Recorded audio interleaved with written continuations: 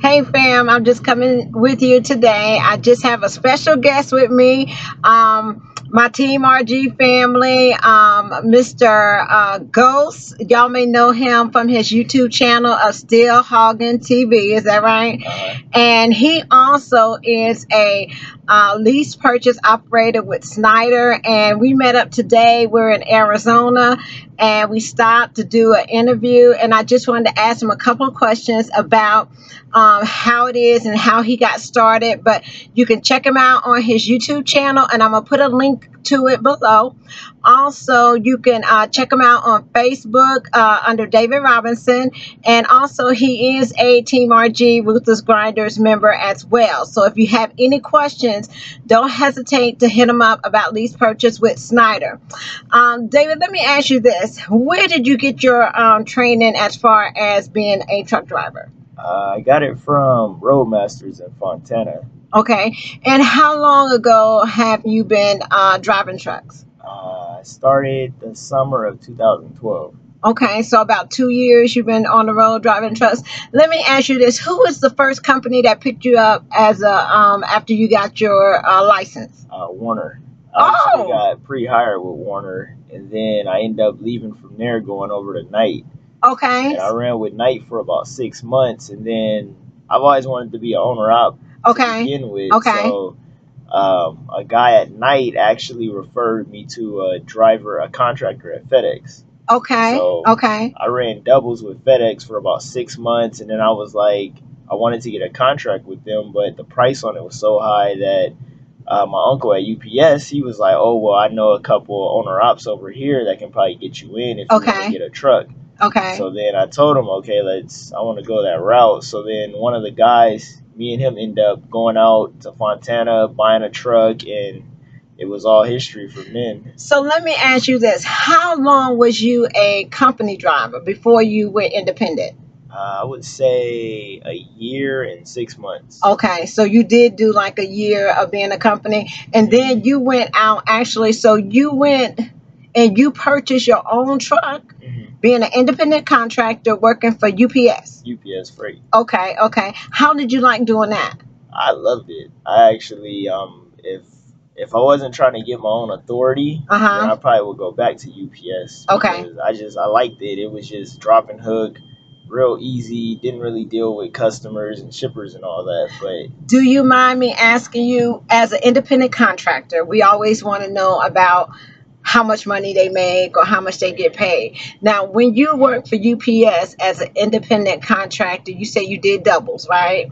I pulled doubles, 53s, 48s. Okay. Did you get to pick your own, like where you wanted to go? No, it was all forced dispatch. So they sent you wherever they basically wanted you to go, which was the Northeast. What was the pay like working for? It was $1.38 a mile. Is that with the surcharge or? Yeah, that's with the surcharge. Okay. So it's basically about like any other company. Any other company you lease on with.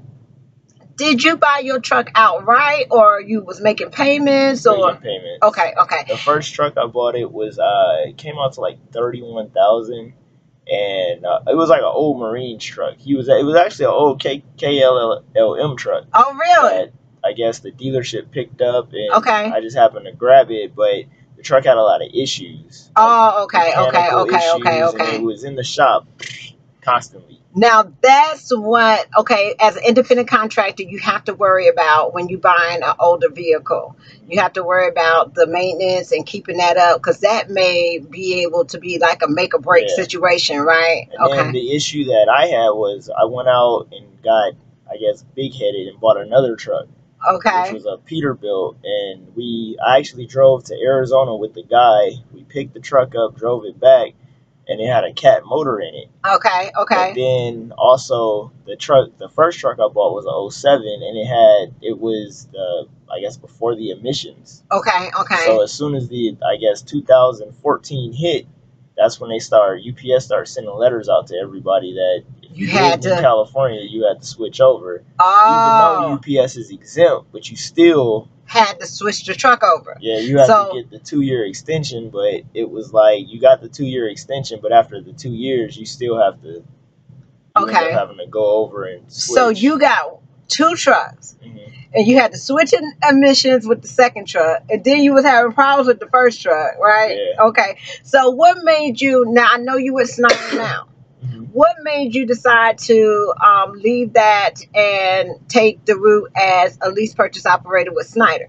Well, it was because one of my friends, he told me that Schneider had a choice board where you can pick and choose your own freight. Okay, and UPS did. They didn't. It's It a was force. forced, Okay, and they okay. send you wherever you want to go. And I told myself, if I'm going to do a lease, whether I go through Freightliner, Lone Mountain Trucking, or something like that, I want to make sure I can pick and choose where I want to Where go you and want to pick my go? own Okay, freight. okay. Because I heard a lot of stories about if you don't, and you have somebody picking and choosing your freight for you, like a dispatcher, then they're Mhm. going to try to railroad you and Send you places you don't want to go.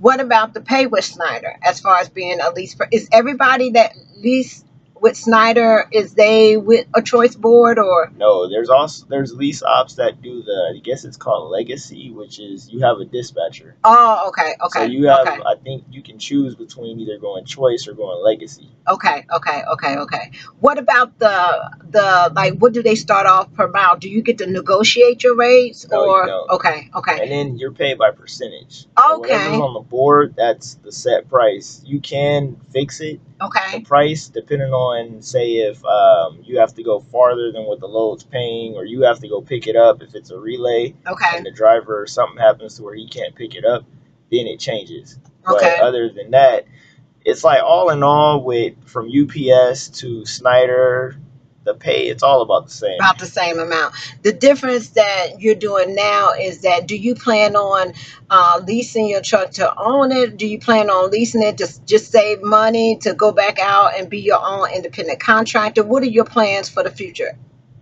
Really to just, I want to keep the truck. Okay. And I want to eventually put my own authority on it and run with it, because I mean it's a 2014 and What kind of truck you have? You have a Freightliner? Okay, Freightliner. okay. I see it over there. Okay.